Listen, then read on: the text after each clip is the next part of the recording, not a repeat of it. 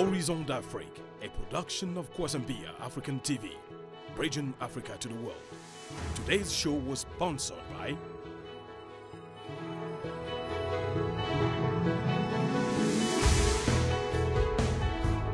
Mesdames, Mesdemoiselles, Messieurs, bonsoir, bienvenue sur ce plateau d'Horizon d'Afrique. Horizon d'Afrique, c'est une production de Kwasambiya African TV. Et aujourd'hui, en ce mois de septembre, nous célébrons les accomplissements de l'intelligentsia noire, donc des Africains, de ce que nous avons accompli comme réalisation ici aux États-Unis, en Afrique ou même dans le monde. Alors, aujourd'hui, sur ce plateau, je reçois deux jeunes entrepreneurs. Monsieur Sostène Compaoré, qui est le PDG de Kentax Consulting Services. Alors, Sostène, bonsoir. Bonsoir. Bienvenue sur ce plateau. Merci beaucoup. Okay. Et aujourd'hui, nous avons aussi Monsieur Julien Kouala, merci. Alors, Julien, vous êtes le représentant USA Afrique de la marque Wendox Sportwear. Tout à fait. Bienvenue sur ce plateau. Merci. Alors, encore une fois, mesdames, mesdemoiselles et messieurs, vous êtes ici au studio Thomas Sankara et nous allons commencer ou plonger dans le vif du sujet. Alors, monsieur Sostène, pour vous, qu'est-ce que c'est que l'entrepreneuriat? Pour moi, l'entrepreneuriat se définit tout simplement comme tout individu qui décide de prendre des actions afin d'apporter une plus-value à sa société. Et dans cette manière d'apporter une plus-value à sa société, l'individu veut créer de la richesse et la partager. Donc, tout individu qui décide d'actionner quelque chose dans la production, dans l'invention, afin d'apporter une plus-value à sa société, pour moi, est un entrepreneur. Merci, merci. Alors, nous allons revenir sur cette particularité de l'entrepreneuriat, mais d'abord, j'aimerais retourner à monsieur Julien Kouala, voilà. Julien Kouala, oui. Oh, très bien, merci. Alors, Julien, vous êtes entrepreneur ici aux États-Unis, comme je l'ai mentionné. Parlez-nous un peu de votre entreprise. Comment ça se passe? Merci beaucoup. Hi everyone, bonjour. En Woji, pour saluer la belle communauté vivant ici au Nebraska. Pour parler de la marque Wendox Sportwear, dont je suis le représentant USA et Afrique. Disons que l'idée de Wendox Sportwear est venue par l'entremise d'un amour. Cet amour, c'est le sport. Et nous sommes des jeunes qui aimons le sport dans les différentes disciplines. Et avec des amis, nous avons pensé à mettre en place une marque de sport qui va habiller les leaders. Et nous avons donné le slogan de la marque de Leaders Brand, la marque des leaders, pour dire que la marque Wendox, avec son logo, avec le lion qui est le leader, quand on parle de leadership, on voit le lion, ouais. Et avec le soleil juste au-dessus du lion, qui symbolise la clarté, la lumière, parce que là où jaillit le soleil, il y a la lumière, il y a la sécurité, et ce soleil a fait disparaître tout ce qui est nocturne. Merci, ça c'est très représentatif. Et d'ailleurs, je rappelle à nos téléspectateurs que la marque Wendox Sportwear est l'un des sponsors de cette émission Horizon d'Afrique. Alors, monsieur Kouala, le marché américain est connu pour sa compétitivité. Right? Mais vous avez quand même réussi à établir votre entreprise. Parlez-nous des obstacles que vous avez rencontrés. Oh, merci beaucoup.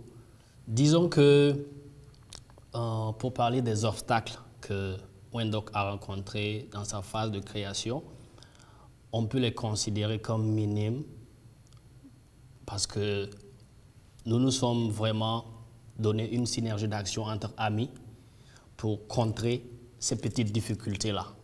Donc disons qu'aujourd'hui, c'est bien vrai que le marché américain est très, très, très compétitif. Mais il y a une chose que nous aimons dans le marché américain, c'est la liberté. Il n'y a pas de mainmise, il n'y a pas de, je vais employer le terme de coût pour anéantir l'autre comme cela. Donc je dirais que, et nous sommes une société qui adore la concurrence, parce que nous pensons que toute entreprise qui a peur de la concurrence est appelée à disparaître. Donc grâce à cette concurrence, grâce à cette compétitivité, Wendoc arrive à innover, à créer et à bien se positionner sur le marché. Et je peux même citer des représentants de Wendoc qui déjà, du côté de Arizona, nous avons Dayton Brown qui représente la marque Wendoc là-bas. Et ici au Nebraska, à Lincoln, on a Austin Crum et Nelson Logan. Et voilà, donc déjà pour dire que la marque se porte bien. Très bien, très bien. Alors, toute compagnie qui a peur de la compétition est appelée à disparaître. Alors, monsieur Compaoré, je reviens à vous. Nous allons du sportwear au consulting. Alors, parlez-nous un peu de votre compagnie avant de donner votre avis sur, disons, ce statement, cette déclaration de notre compatriote, monsieur Kaola. Kintax Consulting Services est une entreprise qui existe depuis maintenant quelques années et nous officions dans la comptabilité et nous officions aussi dans la fiscalité et nous assistons les individus qui ont des entreprises ou les entreprises elles-mêmes ou les individus en tant qu'eux à faire les déclarations de leurs impôts. Ici, aux États-Unis, on appelle ça tax return. Et c'est la période d'ailleurs de ces déclarations d'impôts. Et nous faisons juste ce qu'on appelle la consolidation des taxes des individus afin de voir s'il y a eu des extras de rétention de taxes afin de renvoyer ça aux individus ou s'il n'y a pas eu suffisamment, il faut repayer à l'État sa part de responsabilité en termes d'impôts afin que l'État puisse fonctionner. Kintax Consulting Services aussi assiste certains individus avec leurs difficultés en immigration. Nous assistons beaucoup de personnes aussi en termes de conseils et d'appui technique pour la création des entreprises et comment gérer une entreprise. Maintenant, pour répondre ou j'allais dire adresser la déclaration de M. Kuala qui dit que toute entreprise qui a peur de la compétition est appelée à disparaître. M. Kuala dit complètement tout ce que j'ai personnellement toujours cru. Et dans ce sens, je pense que la compétition, comme tout le monde le sait, est un élément qui apporte de la plus-value dans chaque industrie. S'il y a une industrie qui ne connaît pas de la compétition, l'industrie elle-même est appelée à mourir parce qu'il y aura moins d'innovation et les individus sont moins poussés à aller vers la création de nouvelles idées. Donc, je pense que M. Kuala a vu juste, et je suis d'ailleurs très content qu'il ait déjà vu la chose comme ça parce qu'il disait que sa structure, elle est jeune. Je pense que, vu leur slogan, j'ai foi que leur entreprise aura un grand avenir dans le monde du sportwear. Oui, merci. Sans doute, nous ici à la diaspora, nous travaillons durement pour représenter le continent africain. Et justement, revenant à la diaspora africaine ici aux États-Unis, du moins pour ceux qui aimeraient se lancer dans l'entrepreneuriat, où faut-il commencer? Quel conseil vous leur donnez, M. Compaoré? Pour ce qui concerne l'entrepreneuriat, il faut noter que il y a plusieurs étapes qu'il faut franchir pour devenir un entrepreneur. Et d'ailleurs, en termes d'entrepreneur, on peut avoir différents types d'entrepreneuriat. Il y a les entrepreneurs généralement qu'on connaît tout court, qui sont juste les gens qui sont des hommes d'affaires. Ils sont là pour faire le profit, et rien que le profit, et disparaître. Et il y a eu un moment où on avait besoin d'amener ces structures-là à endosser leurs responsabilités sociales. Parce qu'il ne faut pas juste aller vers le profit et oublier le bien-être de la société dans laquelle l'entreprise officie. Avec l'évolution, on a maintenant trouvé ceux-là qu'on appelle des entrepreneurs sociaux. Ce sont des entrepreneurs qui s'engagent beaucoup plus effectivement à faire du profit, mais ils ont au centre de leur activité le bien-être de la société. Eux, c'est les entrepreneurs sociaux. Il y a des entrepreneurs aussi qui officient globalement dans le domaine caritatif. Et eux, tout ce qu'ils font, tous les intérêts qu'ils arrivent à engranger et les profits qu'ils engrangent pour leur entreprise est réversé pour le bien-être de l'humanité. Maintenant, où commencer? Avant de commencer une entreprise, il faut s'asseoir et de réfléchir à voir où est-ce qu'il y a un manque à gagner dans la société. Parce qu'il ne faut pas juste être entrepreneur pour l'être. Il faut apporter une plus-value à la société, apporter quelque chose de nouveau. Oui, effectivement, on peut entreprendre dans un domaine qui existe déjà. Mais quand on vient, il y a toujours des éléments à compléter pour rendre ce domaine-là beaucoup plus performant et beaucoup plus dynamique. Donc, quand tu es un entrepreneur, il faut réfléchir d'abord à ça. Qu'est-ce que je veux faire et comment est-ce qu'il faut le faire? Dès qu'on détermine ses compétences et le manque à apporter à la société, je pense qu'on a déjà gagné près de 50% de la réussite de son entreprise. Il faut aussi déterminer quel est le marché cible que l'on vise. Il ne faut pas juste créer une entreprise dans une société ou dans une communauté qui n'en a pas besoin. L'entreprise est amenée à mourir. Et dès qu'on détecte la société cible, on l'étudie pour voir comment est-ce qu'il faut l'acquérir. Il faut avoir les services de cette entreprise, et j'allais dire de cette société-là. Dès qu'on détermine cela, il faut aller à installer cette société-là de manière légale. Il faut s'annoncer avec le gouvernement. Pour le cas des États-Unis, il faut s'annoncer avec le gouvernement fédéral et le gouvernement local, dépendant de l'État dans lequel vous vivez. Et quand vous vous établissez légalement, vous avez besoin d'un compte bancaire afin de dissocier les finances de votre entreprise aux finances personnelles. Et généralement, c'est la plus grosse difficulté que les commençants, les débutants arrivent à rencontrer. Dès qu'on détermine cela, on crée l'entreprise, mais avant la structuration officielle de l'entreprise, il faut déterminer quel type d'industrie dans lequel j'évolue et de déterminer si je veux faire juste une société à responsabilité limitée ou juste une société à caractère individuel ou bien j'allais dire ce qu'on appelle les big corporations qui sont les grosses sociétés, généralement les multinationales. Voilà. Donc dès qu'on détermine cela, on est prêt à s'engager en entrepreneuriat. Merci. Alors, société à responsabilité limitée, grande corporation. Alors, Monsieur Kola, j'espère que je l'ai bien dit cette fois. Kola. Ouais. je suis en train d'apprendre sur ce plateau. Mais, Monsieur Kola, oui. Alors, selon vous, dans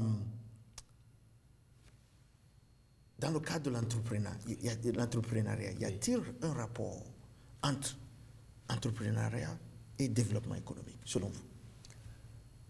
Mais je crois qu'il est tout évident qu'entre entrepreneuriat et développement, il y a un rapport parce que l'un va avec l'autre. Donc pour moi, je crois que, prenons l'exemple des États-Unis, qui aujourd'hui est un pays développé, je dirais un pays exemple quand on parle d'industrialisation et de développement. Qu'est-ce qui fait les États-Unis? C'est l'esprit entrepreneurial que les Américains ont. Pour dire que l'Américain aime créer, l'Américain aime être le leader, l'Américain aime compétir. L'Américain ne compte pas sur l'État américain comme ça pour s'en sortir. Donc, et en économie, on dit que plus vous créez des entreprises, plus l'économie va prendre un volume, et plus vous créez des emplois aussi, et plus vous vivrez mieux. Très bien. Alors, plus vous créez des entreprises, plus il y a plus, vous créez des emplois. Absolument. Alors, et je l'ai dit, vous avez de l'expérience à avoir créé une entreprise ici aux États-Unis. Mais est-il facile de monter une entreprise en Afrique? Monsieur Julien. OK, merci beaucoup. Merci pour cette question. Pour répondre à cette question, je crois que pour avoir passé une grande partie de ma vie en Afrique, je dirais qu'il est très, très difficile de créer une entreprise en Afrique par rapport aux États-Unis. Et j'ai la chance aujourd'hui d'avoir sur le plateau M. Sostène Compaoré, qui peut témoigner. Lorsque nous montions Wendog Sportwear, il a été un conseil fort et il a été le moteur pour que nous montons et nous créions cette entreprise. Donc, avec moins de 100 000 francs CFA, pour dire autour de $200, en une journée, vous créez votre entreprise. Ici aux États-Unis. Chose qui n'est pas faisable en Afrique. Et c'est un peu malheureux, pour dire même c'est très malheureux, que je sais les conditions que les jeunes Africains traversent en Afrique. Pour créer une entreprise, j'ai un peu lu au niveau de la maison de l'entreprise au Burkina Faso, où on va demander pour créer une SARL, Société Anonyme à Recherche Limitée, il vous faut un apport de 500 000 à 1 million. Alors que nous savons que, vu les réalités que nos pays ont, le citoyen lambda qui est ambitieux, qui a de belles idées pour entreprendre, comment il va faire pour avoir les 500 000 pour créer d'abord une petite entreprise, une SARL? Alors qu'ici aux États-Unis, avec moins de 100 000, vous créez votre compagnie et vous commencez déjà à bouger. Donc je pense qu'il reste beaucoup à faire pour nos États africains pour aider cette jeunesse ambitieuse et battante afin qu'ils puissent vraiment créer des entreprises. Parce que je sais qu'il y en a plein de jeunes en Afrique qui aspirent à vraiment contribuer au développement. Très bien, merci monsieur Keola. Non, alors je me tourne vers vous, monsieur Compaoré. Alors vous êtes, disons, le référent, vous avez l'expérience, vous dirigez un cabinet de conseil. Alors, selon vous, quels sont les obstacles au développement de l'entrepreneuriat en Afrique de l'Ouest, par exemple? Ça, c'est une question très capitale et je pense que trouver la meilleure réponse à cette question nous donnera beaucoup en termes de création d'entreprises en Afrique de l'Ouest. Donc, ça sera très prétentieux de ma part de vouloir donner une réponse exacte ici. Ma réponse, elle sera tentative. Qu'est-ce qu'il faut faire pour mieux créer ou agrandir la création des entreprises en Afrique de l'Ouest? Il faut noter que nous, en Afrique de l'Ouest, M. Kuala l'a mentionné, il faut reconnaître qu'il y a une évolution, mais elle n'est pas suffisante.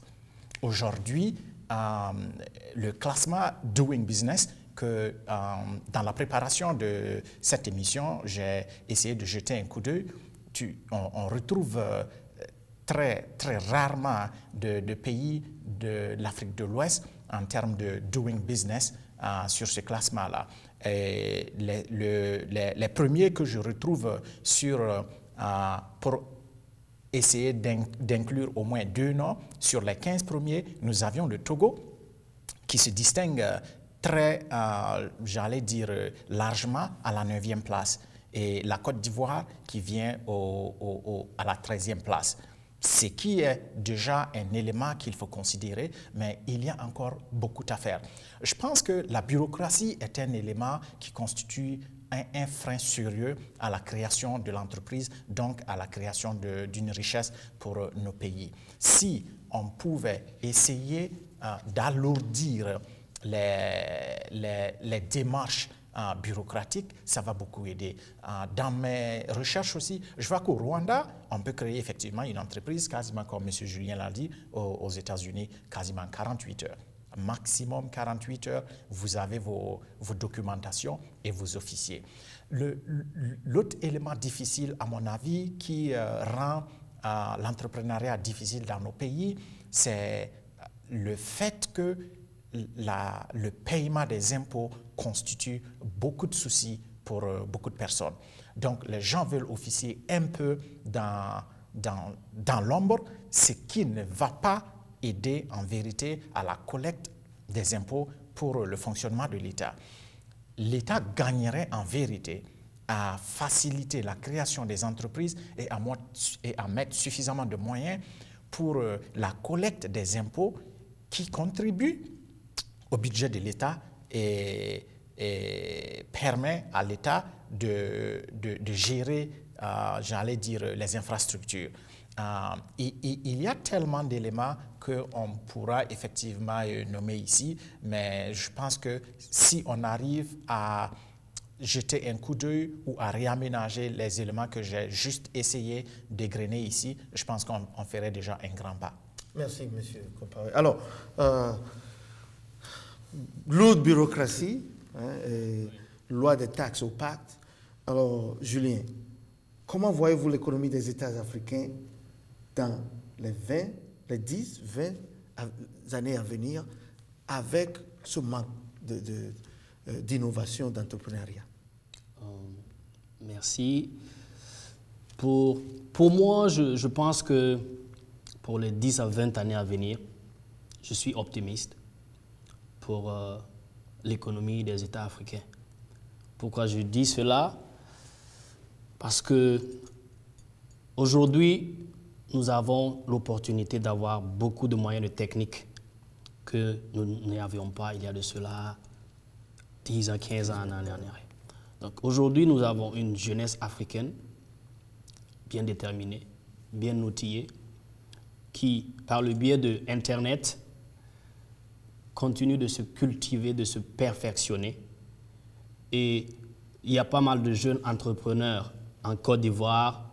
Il y a un jeune je crois qu'il a 21 ans, qui a lancé son entreprise de volaille et qui dit qu'il ambitionne à 25 ans atteindre le 1 milliard. Il est jeune et il utilise les réseaux sociaux pour se faire connaître.